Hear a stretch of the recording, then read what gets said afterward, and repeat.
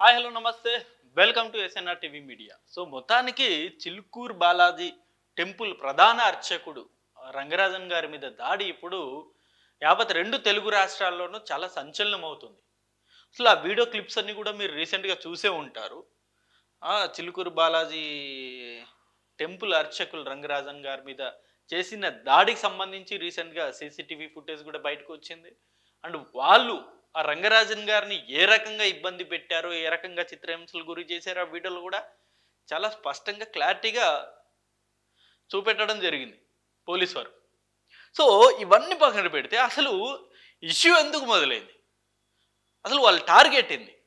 ఇప్పుడు రంగరాజన్ గారి మీద దాడి చేసింది వీర రాఘవరెడ్డి. ఇతను ఆంధ్రాకి చెందిన వ్యక్తి.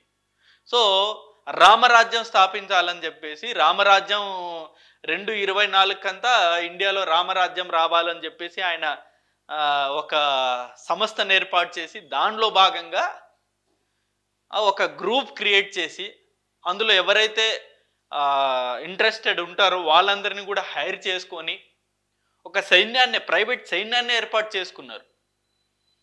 రామరాజ్యం అని చెప్పేసి ప్రైవేట్ సైన్యాన్ని ఏర్పాటు చేసుకొని ఆ సైన్యం ద్వారా ఈ హిందువులు లేకపోతే హిందూ మతం ఎక్కువ వ్యాప్తి చెందాలనో లేకపోతే అనేక అంశాల మీద ఆయన ఫైట్ చేస్తూ ఉన్నారు. సో ఇదంతా బాగానే ఉంది. బట్ ఈ వీర రాఘవరెడ్డి గారు చిలుకూరు బాలాజీ టెంపుల్ సంబంధించిన అర్చకుడిపై ఎప్పుడైతే దాడి చేశారో అప్పటి నుండి ఆయన మీద అసలు మామూలు ఫైర్ అవ్వట్లే అందరూ. కింది స్థాయి నాయకుల దగ్గర నుండి బడా స్థాయి నాయకులు అందరూ కూడా ఆయన మీద ఫుల్ ఫైర్ అవుతున్నారు. అసలు నీకు ఏం అర్హత ఉందని చెప్పేసి ఆయన మీద దాడి చేశారు అని చెప్పి. సో అందులో ఆ వీడియోలో చాలా స్పష్టంగా, క్లారిటీగా ఈ రంగరాజన్ గారిని ఆయన బెదిరించడం జరిగింది. అసలు ఆలయాన్ని మాకు అప్పచెప్పేసి మీరు తప్పుకోండి, అసలు మీరు మాకు మద్దతు ఇవ్వండి, అసలు మీకు ఏ రకంగానూ మీకు మంత్రాలు రావు, మీరు అసలు అర్చకులే కాదు అని చెప్పేసి కూడా ఆ వీడియోలో చాలా క్లారిటీగా ఆయన చెప్పడం జరిగింది.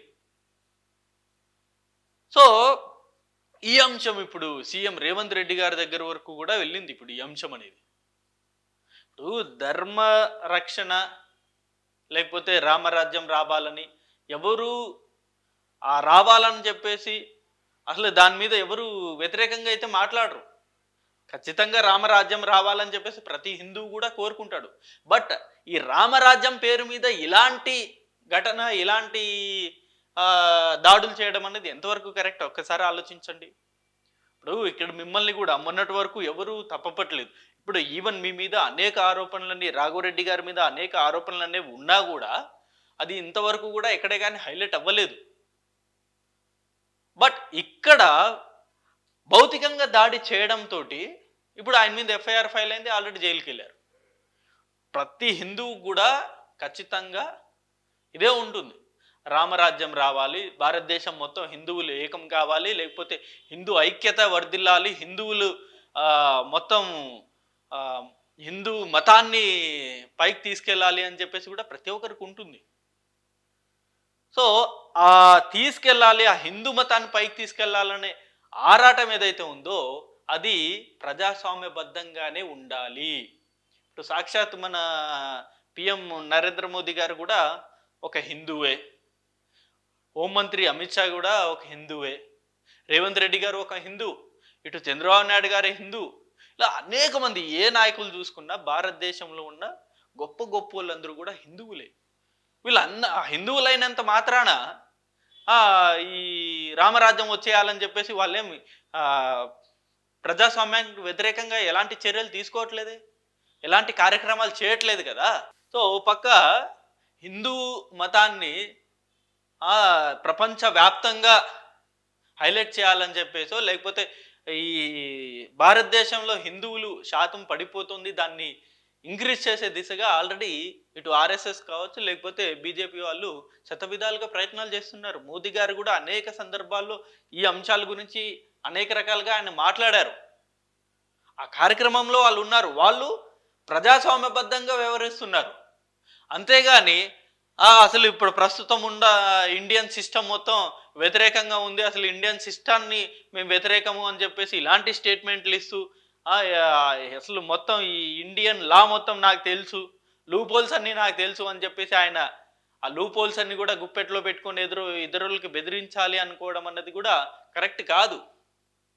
ఇప్పుడు రాఘవరెడ్డి లాంటి వ్యక్తులు, అనేక మంది వ్యక్తులు కూడా హిందూ మతాన్ని వ్యాపింపజేయాలి, లేకపోతే ఎవరైతే ఈ మతం మారుతున్నారో వాళ్ళందరూ కూడా మళ్ళీ రీటైన్ అవ్వాలి, హిందువులు సంఖ్య పెరగాలని చెప్పేసి చాలామంది ఫైట్ చేస్తున్నారు. ఇప్పటికీ అనేక సంఘాలు ఉన్నాయి, హిందూ సంఘాలు. వాళ్ళు ఎవ్వరు కూడా హింసాత్మక దారిలో వెళ్ళట్లేదు, బెదిరింపు దారిలో వెళ్ళట్లేదు, భౌతిక దాడులు చేసే దారిలో వెళ్ళట్లేదు.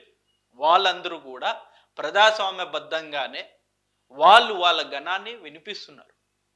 ఇప్పుడు చిలుకూరు బాలాజీ టెంపుల్లో ఒకసారి వెళ్తే రంగరాజన్ గారి క్రేజు, లేకపోతే ఆయన హిందూ మతానికి సంబంధించిన చేస్తున్న సేవలు, లేకపోతే హిందూ మతాన్ని వ్యాప్తింపజేయడానికి చేస్తున్న ప్రయత్నాలు అనేకం ఉన్నాయి. అనేక మంది అర్చకులు కూడా ఇవాళకి భారతదేశంలో ఉండే భారతీయులందరూ కూడా చల్లగా ఉండాలి అని చెప్పేసి రోజు పొద్దున్న లేచిన దగ్గర నుండి నైట్ పడుకునే వరకు దేవుడి సన్నిధానంలో అనేక పూజలు, అనేక అర్చనలన్నీ చేస్తూ ఉంటారు. సో అందులో రంగరాజన్ గారు కూడా ఒకరు. ఆయన కూడా ఎప్పుడు ఇదే కోరుకుంటారు, ప్రతి ఒక్కరు బాగుండాలి అని చెప్పి, సర్వేజన సుఖలో భవంతు, ఇదే కోరుకుంటారు. అలాంటి వ్యక్తి మీద పాపం ఆయన ఆ వీడియోలో ఎంత బాధపడ్డారు. నిజంగా ఆయన ఏడుస్తూ ఉంటే అందరి కళ్ళల్లో నీళ్ళు వచ్చాయి. ఒక నిస్సహాయకుణ్ణి పట్టుకొని ఒక గుంపులుగా వెళ్ళి బెదిరించడం అంటే it's not a small matter. Raghuveera Reddy గారు, రాఘవరెడ్డి గారు, మీరు చేస్తున్న పని కరెక్టే. రామరాజ్యం రావాలని చెప్పేసి మీరు తపన పడుతున్నారు, ఆ దిశగా మీరు చేస్తున్న ప్రయత్నాలు అప్రిషియేట్ చేయాల్సిందే. బట్ మీరు ఎంచుకున్న దారి ఏదైతే ఉందో అది మటుకు ఖచ్చితంగా రాంగ్ స్టెప్. ఇలా వెళ్ళి బెదిరించడం అనేది కూడా ఖచ్చితంగా రాంగ్ స్టెప్. ఎవరు కూడా, ప్రతి ఒక్క హిందూ ఎవరు కూడా దీన్ని యాక్సెప్ట్ చేయరు. ఖచ్చితంగా రాంగ్నే చెప్పాలి, ఎంత హిందూ అయినంత మాత్రాన.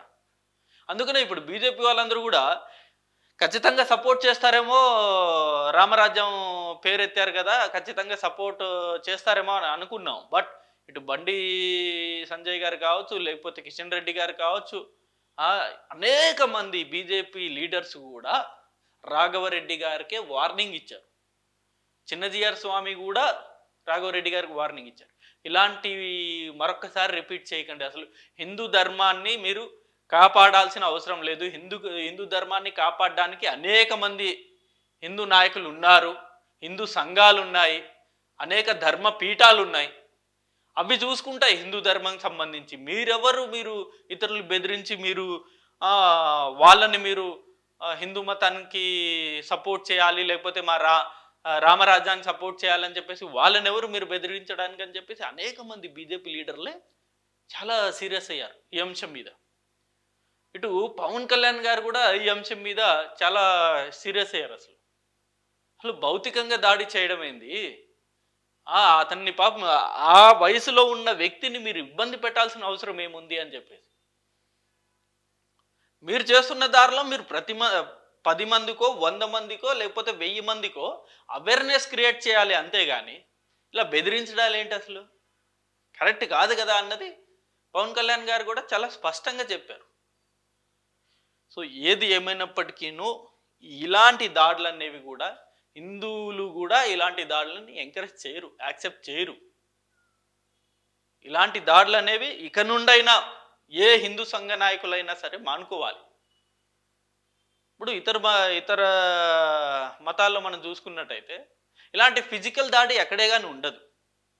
క్రిస్టియానిటీలో కావచ్చు, లేకపోతే ముస్లిం కమ్యూనిటీలో కావచ్చు, వాళ్ళలో వాళ్ళు చాలా ఐక్యంగా ఉంటారు.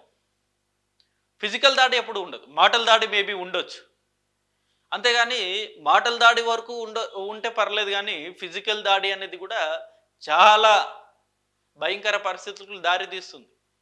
ఇప్పుడు చూడండి, ఇదే రాఘవరెడ్డి గారికి ఇప్పుడు జైలు శిక్ష పడింది, మిగతా వాళ్ళందరూ కూడా పరారులో ఉన్నారు, మరి కొందరు దొరికారు. వాళ్ళ పరిస్థితి ఏంది ఇప్పుడు? ఇలా చేయకుండా ఉండి ఉంటే ఇవాళ వాళ్ళకి ఆ పరిస్థితి వచ్చుండేది కాదు కదా. ఖచ్చితంగా మీరు ప్రజాస్వామ్యబద్ధంగా ప్రజలు హర్షించేలాగా మీరు గనక హిందూ మతానికి సంబంధించి ప్రచారం చేసుంటే, హిందూ సంఘాలు కావచ్చు, హిందూ ప్రజలు కావచ్చు డెఫినెట్‌గా సపోర్ట్ చేస్తారు. ఇటు ఫైనాన్షియల్‌గా సపోర్ట్ చేస్తారు. ఇటు మోరల్‌గా కూడా సపోర్ట్ చేస్తారు. అవన్నీ వదిలేసి దేనికోసం అసలు ఆయన ఎందుకు ఆ రోజు అలా చేయాల్సి వచ్చిందో ఇప్పటికీ అయితే బయటికి రాలేదు గానీ, బట్ అన్‌ఫార్చునేట్ ఆ రోజు అలా జరిగిపోయింది. మరి ఆయన ఉద్దేశ్యం ఏంటో మరి ఎందుకు బెదిరించాడో తెలియని పరిస్థితి. మరి చూద్దాం ఈ అంశం ప్రస్తుతం అయితే అనేక మంది నాయకులెళ్లి పరామర్శిస్తున్నారు. కేటీఆర్ గారు వెళ్లారు. ఇటు కొండా సురేఖ గారు వెళ్లారు. రేవంత్ రెడ్డి గారు ఫోన్‌లో మాట్లాడారు. బీజేపీ నాయకులు వెళ్లారు. అనేక మంది నాయకులు కూడా వెళ్లి పరామర్శిస్తున్నారు. ఇదే చిలుకూరు బాలాజీ అర్చకులు రంగరాజన్ గారికి సంబంధించి. సో మరి చూద్దాం ఈ అంశం ఎక్కడికి ఎండ్ అవుతుందో. ఇది video and thank you for watching this video. Thank you.